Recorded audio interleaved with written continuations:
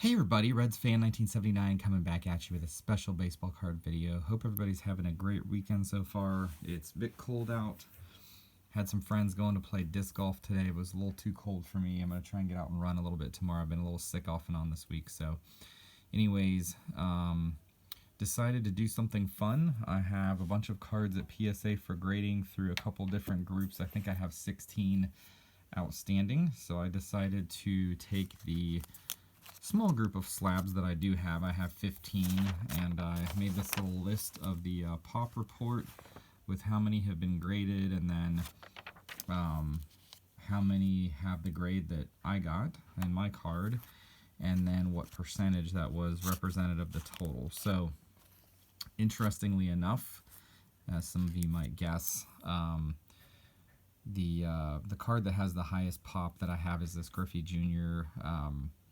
89 Upper Deck. Still one of the most iconic cards in baseball. I would argue probably the most iconic card still of the last probably 40 years or so. So never got this as a kid, but got a really good deal on it for $55, and now they're selling for around $200 or even a little more. So really hit that just right. So the the number of these that have been graded is 76,884. There's only 25,154 that are a PSA 9, which represents about 33%. I just rounded to the closest percent, and then I just for kicks and giggles, only 3,900 of them were a PSA 10. So that's why PSA 10s are going for so much, because that's a pretty small percentage there. So anyways, and by the way, we're going from highest PoP to lowest PoP, so we'll end with the most rare cards. This card, I was surprised that it was the second highest PoP, but I guess people have been getting these graded like crazy. So a little over 9,000 of these graded. The Juan Soto Topps Chrome Update Rookie, 9,092 have been graded as of today. 8,345 have gotten a PSA 10 like this, which is a 92% gem rate. That's pretty darn good. You know, a little more than 9 out of every 10 cards. So I got this as part of a trade. The Aquino Bowman Draft Chrome Auto I got went down by about 2/3 in value, and this went up by about 4 times in value from what these are selling for around $300 now. And I think at the time I made the trade with this guy, a little less than a year ago, they were going for like 75 or 80. So anyways, really glad to have that. This I will keep long term, because I still think he's one of the players with the greatest potential to go long term. Third one, Ronald Acuna Bowman Chrome Prospects. Again, this is a huge success story for me. I bought it raw off eBay for $10, paid $15 with the grading fees and shipping, so I'm about $25 into it, and these are going for I want to say $250 to $280, so huge uptick. I'll probably save this again. This is a pretty valuable card. A lot of potential on this guy. 6,557 of these have been graded as of today, with 5,476 a PSA 10 like this. That represents an 84% gem rate, so pretty good gem rate on this.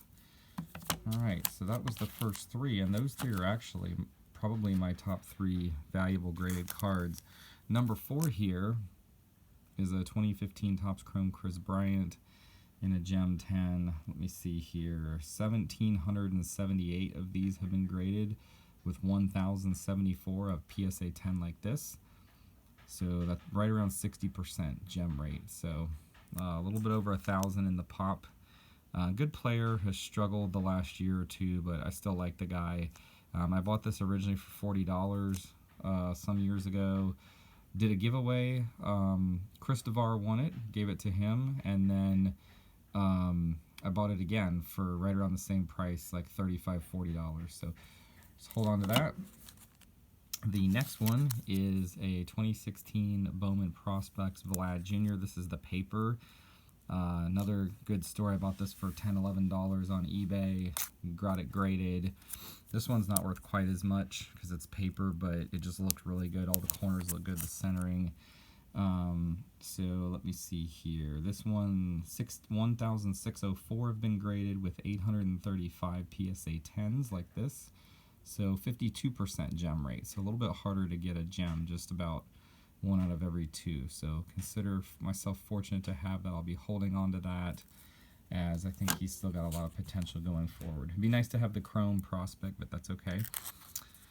Next card is one of my favorite older players, Joe Morgan. You guys all know the story about I got to meet him. JY Sports Card Guy and I got to go to the Reds Hall of Fame at the beginning of Christmas break and got to see some cool stuff. They had some memorials to him and things. So one of the greatest players of the Reds, Big Red Machine. So this card, 1979 Topps. There's a lot more of these that have been graded than I thought. Almost 1,000. 966 of these had been graded. 446 of them were a PSA 9 like this. So 46%, a little under 50%. So cool to have that. And then the other Morgan I have is the 76 Topps in a PSA 9. And on that one, 1,293 of them had been graded with 310 at a PSA 9. So more have been graded than the 79, but the PSA 9, it's a little bit less of a population, 310, which is only about 24%, so a little less than a quarter. So nice card there. All right, next card is this 2019 Topps Chrome Update Nick Senzel. This card's not worth very much. In fact, it's gone down. It used to be able to sell for $20-$25. I actually picked it up for $10 from somebody. Thought it was a good deal because I got to meet Nick Senzel at Reds Fest with JY about a year ago. He was a nice guy. He struggled quite a bit, but we're hoping that he comes back. This card, let's see, there was 297 of these graded and 230 PoP Gem 10. So that represents 77%. So about 3 out of every 4 of these are getting Gem 10s, which is pretty good. Next one is this Joey Votto 2018 Topps Living Set.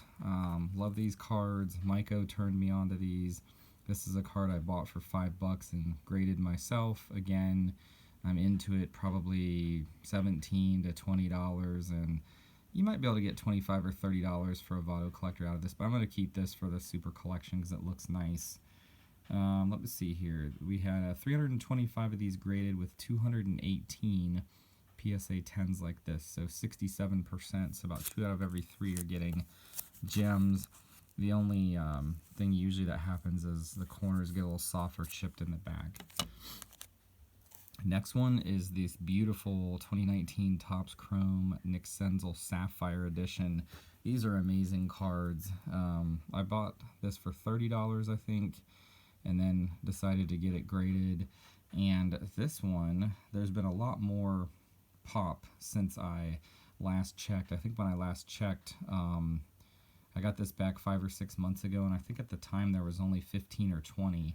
Well, now there is 105 that have been graded with 95 PSA 10s, so that's a 90% gem rate. So pretty good gem rate for Chrome Sapphire. Beautiful card there. Not worth a ton, but gonna hang on to that.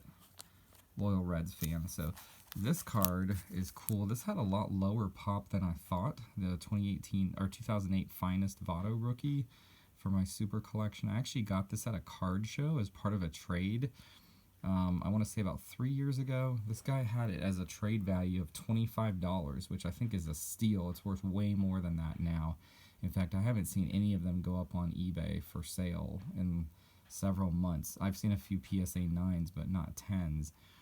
This one is only 74 of these have been graded with 44 as a PSA 10. So pop 44, less than 50 pop for my favorite player. Yes, please. I'll definitely hang on to that. 59% gem rate. So that's a pretty sweet card. It's not a parallel or anything, but again, a surprisingly low pop, less than 50 for a nice card there.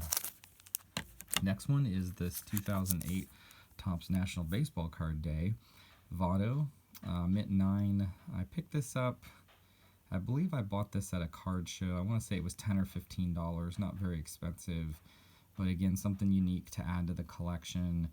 139 of these have been graded with 33 PSA 9s. There's actually more PSA 10s than 9s, but only 24% of the pop is PSA 9. So, like the card, I didn't really stop to look at what made it a 9. It could be the centering, although the centering looks decent. Might have just been a little bit of a rough corner here or there, but another nice card, obviously, for the Super Collection.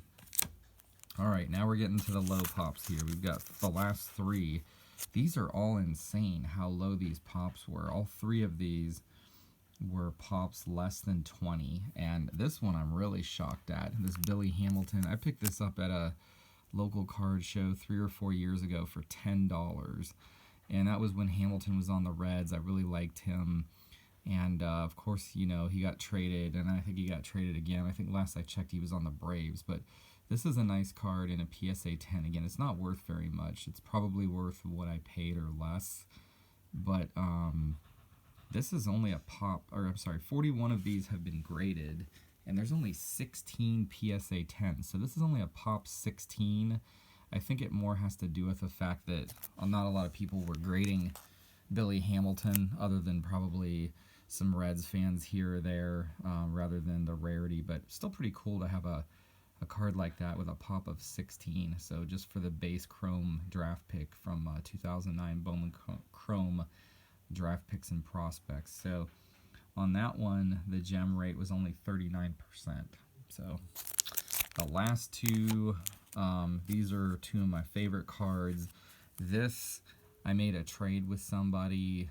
Actually, I take it back. I got a Francisco Lindor red in a pack. A pack pulled, sold that, took the money, and pretty much bought this Votto. So it's almost an even trade.